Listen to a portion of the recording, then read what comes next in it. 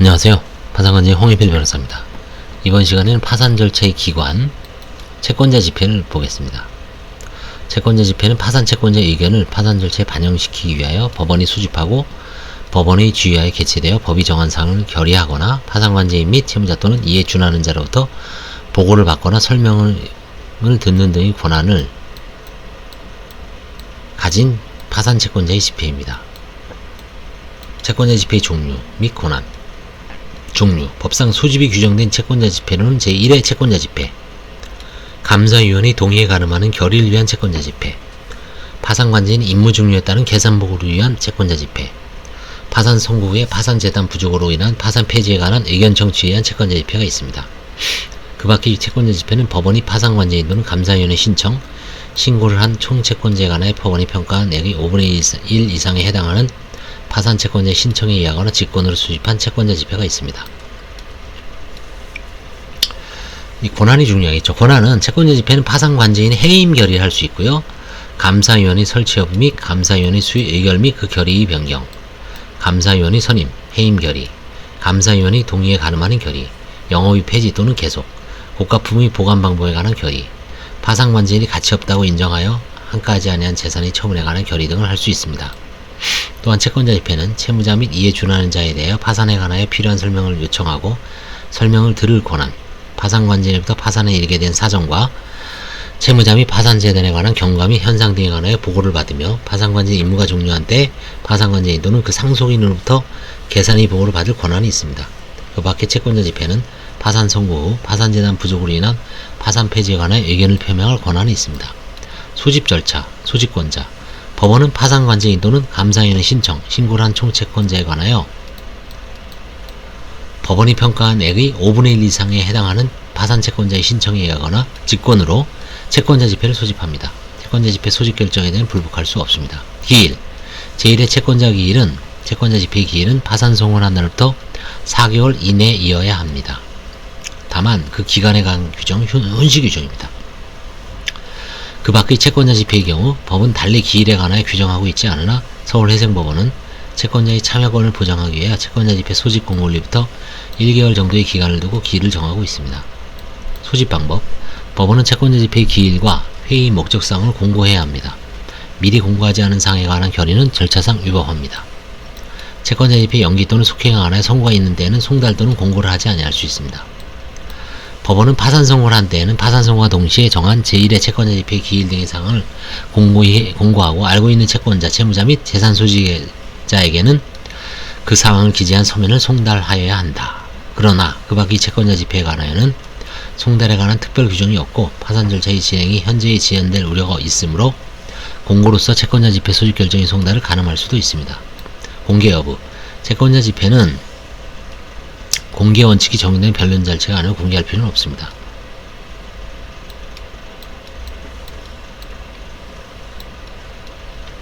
그러나 서울회생법원은 실무상 제1회 채권자 집회를 공개하여 진행하고 있습니다. 채권자 집회의 지휘 내용. 채권자의 법원이 지휘합니다. 개회 및 폐의 선고, 발언의 허브 및 제안, 프론에 붙일 것인가의 결정, 결의, 결과의 집계 및 가결 여부의 선언, 기일의 연기, 속행의 선고 등 회의 진행뿐만 아니라 장래 질서 유지, 법정 정찰권 등을 행사할 수 있습니다. 파산 채권자 등이 진술한 의사의 내용이나 결의의 내용에 관하여는 간섭하지 아니하지만 채권자 집회의 원만한 진행을 위하여 적절한 조언을 하는 것은 필요합니다. 채권자 중에는 채권자 집회에서 파산관제인 또는 법원에 대하여 시위를 하거나 채무자 및 그 관계인에게 불만을 표출하는 자가 있을 수 있습니다. 그러므로 특히 건설회사, 유통회사, 금융기관 등 이해관계인이 많은 사건의 채권자 집회의 경우에는 사전에 채권자들이 분위기를 파악하여 질서유지 방법을 미리 생각해야 합니다. 경우에 따라서는 법정 경위 배치가 필요할 수도 있습니다. 채권자 집회 시작 전에 채권자 집회의 목적을 설명하고 법원의 지휘에 잘 따라줄 것을 당부하는 것도 좋은 방법입니다. 법원이 이해관계가 없는 변호사 가운데 파산관제인을 선임하였다는 점, 파산관제인은 채무자를 위한 소송 대리가 아니라 총채권자를 위한 지위에 있음을 충분히 설명하고 앞으로 파산관제인 업무 수행에 채권자들이 도움이 필요하다는 점을 알릴 필요가 있습니다. 채권자가 불출석한 경우의 처리. 채권자가 1인만 출석하여도 개회하고 결의할 수 있다. 그러나 의결권 있는 채권자가 1인도 없을 경우에는 결의는 할 수 없고 일단 기일을 열고 연기하거나 속행한 다음 기일을 선고해야 할 것이다. 그러나 단순히 파산관제인으로부터 보고를 받거나 의견을 표명하는 채권자 집회, 예컨대 파산관제인 임무 종료에 따른 계산 보고는 채권자 집회, 제1회 채권자 집회에서 아무런 결의사항이 없는 경우에는 채권자가 아무도 출석하지 않더라도 유효하게 성립한다고 해석된다. 이게 개인 파산 관제 사건은 대부분 이렇습니다. 관제인이 보고를 하고요. 뭐 결의할 건 없습니다. 의견을 표명하고 이 사건은 면책, 폐지 면책입니다. 이 사건은 채권조사가 필요합니다. 이 사건은 속행조사가 필요합니다. 이 사건은 그냥 불허가 해주십시오. 이 사건은 면책 기각해 주십시오. 라고 의견을 이제 묻습니다. 판사님. 그럼 제가 지금 말씀드린 것처럼 의견을 표명하는데 이때 대부분 안 오는 경우가 대부분 사건입니다. 채권자가. 한 20건 기준으로 한두 명 정도 올까 말까 합니다. 따라서 채권자가 아무도 출석하지 않더라도 유효하게 성립하고 있습니다. 결의, 의결권자. 파산 채권자는 확정 채권액에 따라 의결권을 행사할 수 있겠죠. 결국 금액이 많은 사람이 의결권이 높겠죠. 채권 신고를 한 파산 채권자 중 채권조사기일에서 파산관제인 또는 다른 신고한 파산 채권자가 그 의결권에 가하여 이의를 진술하지 아니하여 확정된 파산 채권을 가진 파산 채권자에게 의결권이 있습니다. 다만 파산 채권자는 법 446조에 규정한 청구권에 관하여는 후순위 파산 채권에 관한 의결권을 행사할 수 없습니다. 미확정 채권, 정지조건부 채권, 장래의 구상권, 장래의 청구권 또는 별채권의 행사에 의하여 변제를 받을 수 없는 채권에게 관하여 파산관제인 또는 파산채권자의 이의가 있을 때에는 법원은 의결권을 행사하게 할 것인가 여부와 의결권을 행사할 금액을 결정합니다. 그 결정에 대해서는 불복할 수 없으나 법원은 이해관계인의 신청에 의해 언제든지 그 결정을 변경할 수 있습니다. 위 각 결정은 그 선고가 있는 때에는 송달을 하지 아니할 수 있습니다. 따라서 미확정 채권이나 확정된 파산 채권이 정지조건부 채권, 장래의 청구권 또는 별채권의 행사에 의해 변제를 받을 수 없는 채권에 관한 이의가 있는 경우 그 채권을 가진 파산 채권자에게는 법원이 의결권을 행사하게 하는 결정을 하여야 의결권이 인정됩니다.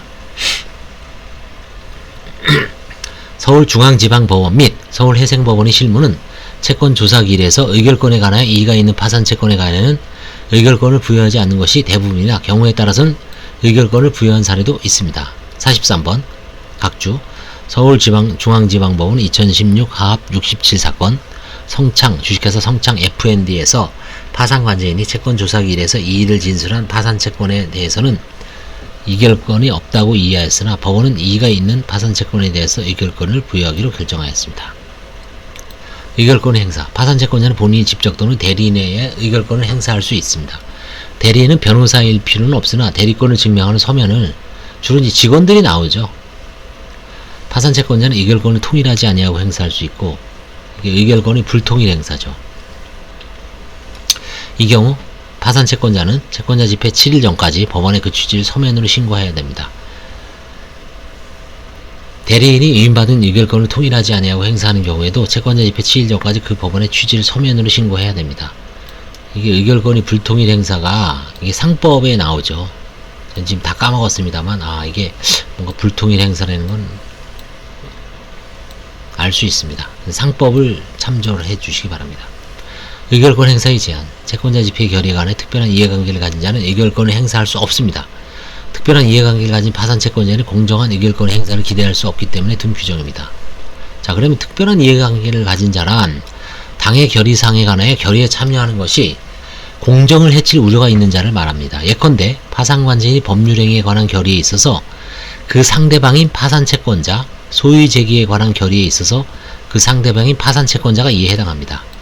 특별한 이해관계를 가진 자는 대리인에 의해서도 의결권을 행사할 수 없고 타인이 대리인으로서도 의결권을 행사할 수 없습니다.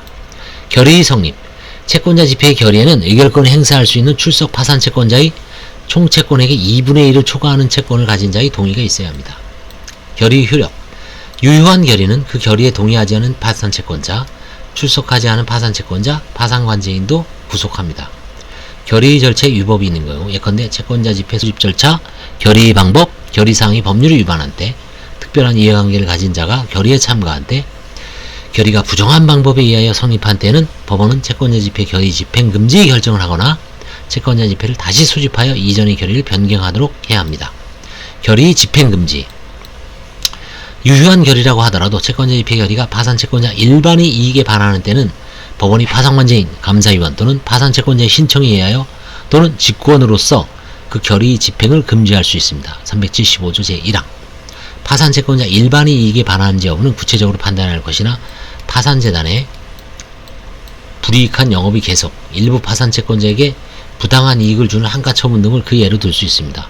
서울중앙지방법원에서는 앞서 본 바와 같이 감사위원 설치 및 선임 결의에 관하여 파산재단의 규모, 채권자 수, 권리관계의 복잡성 등 여러 사정에 비춰 감사위원을 설치하는 것이 불필요하고 비용이 낭비만 가져오는 것이 명백하여 파산재단을 위하여 무익하며 파산전략을 지연시킬 우려가 있다고 판단하여 그 집행을 금지한 사례가 있다고 합니다. 아, 이게 진짜 있었네요. 자, 이번에는 채권자 집행까지 하고요. 다음에 채권자 협의회에 대해서 알아보겠습니다. 이 채권자 협의회는 법인 파산의 특유한 제도라고 할 수 있겠죠. 감사합니다.